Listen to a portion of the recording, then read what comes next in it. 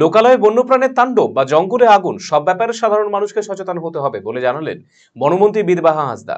Siliguri Bengal safari পার্কে পরিদর্শনে আসেন বনমন্ত্রী। বেঙ্গল সাফারিতে পর্যটকদের পাশাপাশি সাধারণ মানুষের দৃষ্টি টানতে একাধিক পরিকল্পনার কথা ঘোষণা করেছেন তিনি।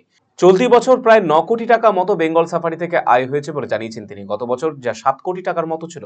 বর্তমানে হাতি সাফারি প্রসঙ্গে তিনি বলেছেন, হাতির সংখ্যা বেশ কিছু জঙ্গলে বেড়েছে।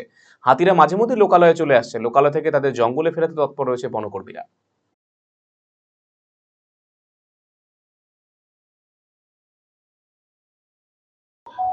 জানলে খুশি হবেন যে আমাদের গত বছরের যে আয়টা ছিল সেটা হচ্ছে 7.5 কোটি টাকার মতো। এবছর এখনো আজকের দিনে 9 কোটি টাকা ক্রস করে গেছে। তো এটা আমাদের জন্য খুব ভালো একটা অ্যাচিভমেন্ট।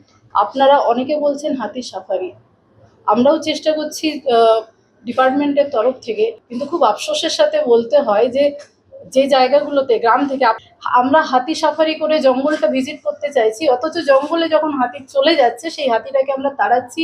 এবং অনেক সময় আমরা ডিমান্ড দেখছি, অনেক জনপ্রতিনিধি আছে যারা আমাদেরকে বলছেন যে এই জঙ্গলে প্রচুর হাতি আছে, আপনি অন্য জঙ্গলে নিয়ে যান।